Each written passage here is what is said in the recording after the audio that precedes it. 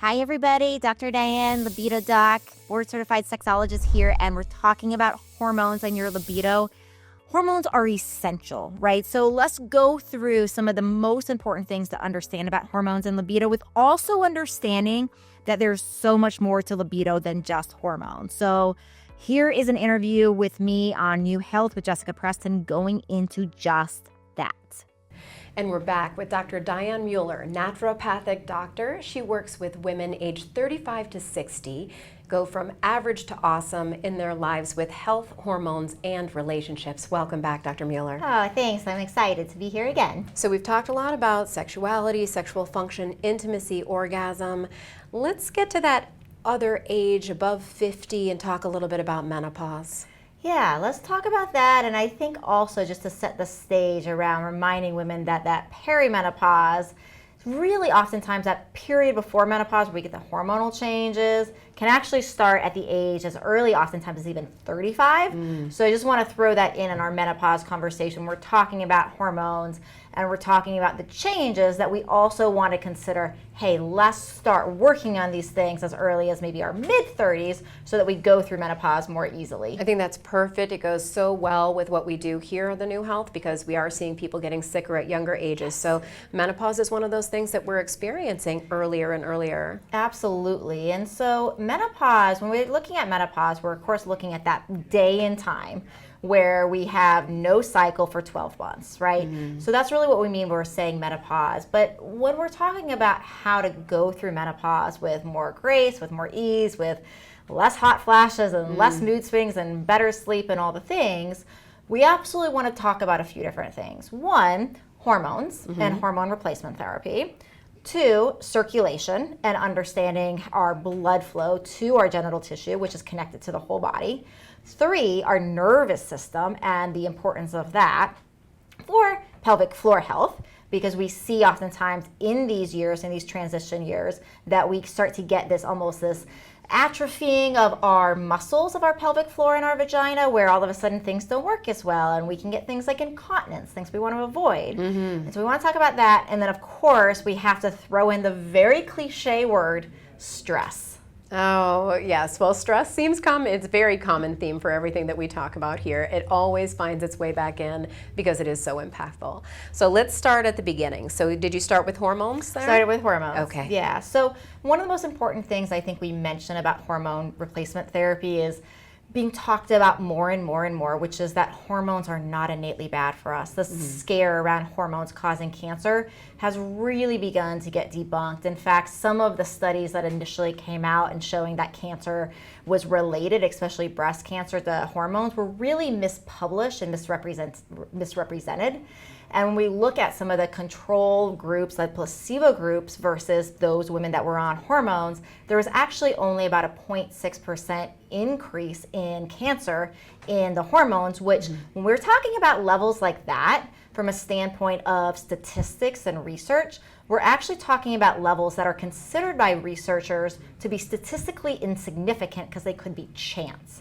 So while this is something that I think everybody needs to talk to their doctor about and figure out what's best for them, we really can start getting the scare factor out. And we don't have a ton of time to go through that research, but I want to throw out the book there for everybody, Estrogen Matters, because it's a great book that takes this little pith of things that I said and goes through an entire book about all the problems of how we were presented hormones and hormone replacement therapy as an option with women, and really helps to dispel those myths. That's wonderful. Okay, so hormones, that's one thing. Hormones are available. They can be available to you. You speak with your doctor. There are certain circumstances I know where hormones should not be used, and your doctor will know about that.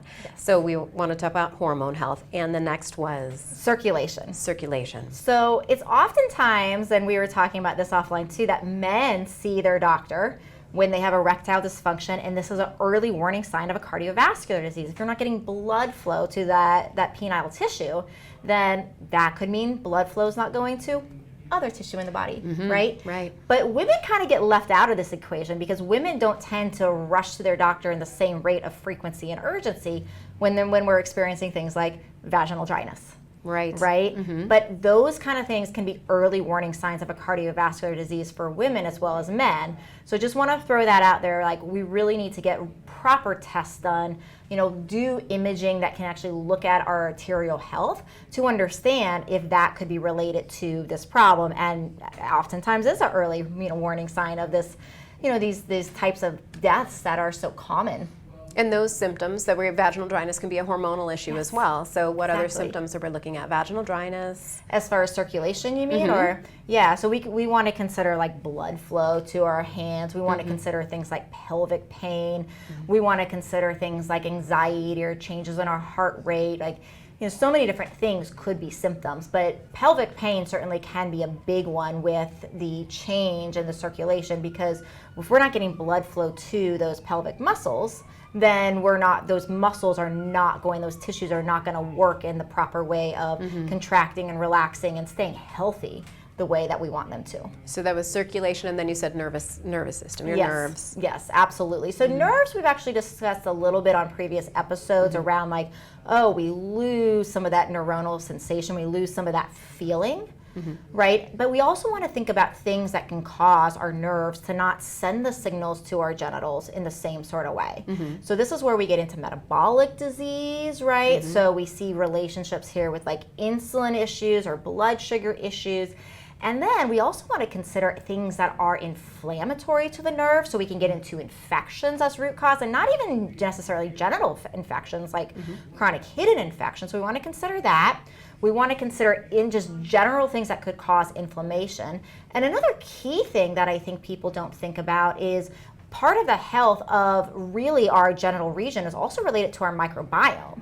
And our gut actually is a reservoir for the probiotics of the microbiome of our vaginal canal. So we can see that, if there's something neuronal or otherwise that impacts our gut, that could actually lead to an imbalance in the microorganisms in our vagina and problems there as well. So healthy bacteria in your gut, healthy bacteria in the vagina. We do have a microbiome, which is that healthy and unhealthy, but we're looking at our healthy balance to be able to help with hormonal balance, nerves, even circulation. Yes. And there was the fourth thing was? So the fourth thing I said was pelvic floor function. So I'm going to get my model back out. And the thing I want you guys to observe about this model is, so on this model, the red parts here are the muscle and the blue parts here are the ligaments. And so what we're looking at is when we're talking about pelvic floor health, oftentimes people are said to do things like Kegels. And in order to do a Kegel, we're told to squeeze our pee muscles, like pretend that we don't pee. Well, if you're looking at this, let me get this the right way.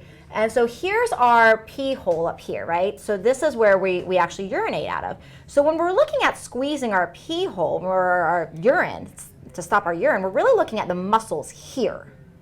But when we actually look, there's so many more muscles that actually make up the hammock that we call the pelvic floor. And when any of these muscles stop working as well, we can actually get a lot of pain or dysfunction, or even things, for example, like incontinence. So while Kegels are good, it's really important to do Kegels that also are looking at squeezing the entire pelvic floor and also making sure we're relaxing the muscles too. Oftentimes people just tighten, and we really want that muscle to work well, which means we relax. A helpful thing, especially if you're somebody that's like, well, I can't even, because some women can't even like find those muscles, right? Where it's like their brain can't actually like find, like you're trying to squeeze and you're like, well, how am I doing it? So a helpful thing is, I'm going to get my model again. So what we can do is if you actually, like, this is the vaginal opening. So if you actually insert your fingers vaginally, you're going to wind up inside your vaginal canal, but you can push against the vaginal wall and actually put your fingers on these muscles. And so when you're doing that, what I have found is if you do that at the same time you're lying on your back and you windshield wiper your feet back and forth, you can actually feel those muscles start to move. And if you put your fingers intravaginally around different areas, front, sides, back, you can actually find these different muscles, and it kind of helps to almost like reset and retrain the brain and the nervous system to be like, oh, here's how I find the muscles. And then once you do that, if you're having a hard time, then once you do that for usually a few weeks, then all of a sudden I'll find that women can start finding their Kegel muscles again because of that. Okay, and then they can use those exercises and tighten and relax and see and feel where those things are. So they know those are the areas that are tightening up the pelvic floor for pelvic floor health. Correct. Yep. And then we can get into a further layer with it, which is jade egg practices. And you can get eggs. This is a rose quartz. I do recommend jade for the actual one you use. What makes this egg like a classic jade egg is that it has a hole in it. So essentially, this is like a piece of dental floss is what I use. And if you insert this intravaginally, the string will hang out like a tampon. You know, you can tie it, make sure, tug on it, make sure you get it real tight. But essentially that can help so that if you use something like this intravaginally, you don't have worry about it getting, lost up there where you have to dig it out. The other thing that's great about this is what I do at home is on mine at home, I have a weight set, a mini weight set. And so you can actually begin to strengthen your muscles by using weights on them as well to keep that pelvic floor really toned. The one thing I would really make sure that is not emphasized when you read about egg practice online truly is that relaxing, because we're never going to go and work out our bicep and work out our bicep and work out our bicep. And if we don't stretch it and give it time off to heal and we don't lengthen it, that muscle's not going to work properly. So same thing with the pelvic floor muscles. If we're really wanting them to work properly, we want to do these exercises for strengthening, but then also for relaxing. That's so much information. So I know that there's 4 areas. Everyone should know that. Listen to this episode again. This does not mean that these areas are going wrong, but the empowering piece is that these are the areas, and when you can enhance them and speak with your doctor about these areas, that can extend your whole health when it comes to menopause, and it can delay those symptoms and resolve those symptoms. Absolutely. Absolutely. Thank you so much for being with us again. Will you please let everybody know how they can reach you?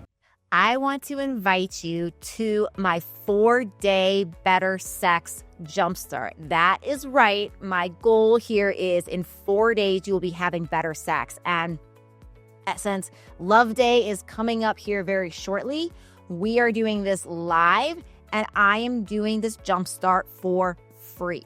So in the show notes, you will find the sign-up link of how to have better sex in 4 days, step by step, with yours truly guiding you through the process. Make sure you get that coupon code. You will need that coupon code to bring the price down to 0. But we are going to go very, very deep and very, very thoroughly into a step-by-step process to really launch you into better sex coming up soon. Don't miss out. I have no idea if I'm going to be doing this again live or not. So this is your opportunity to get this for free. Please take advantage. I can't wait to have you there, and all the sensual, juicy yumminess. Women, men, partners, all invited. So please come. It'll be so wonderful to have you, and I will see you there soon.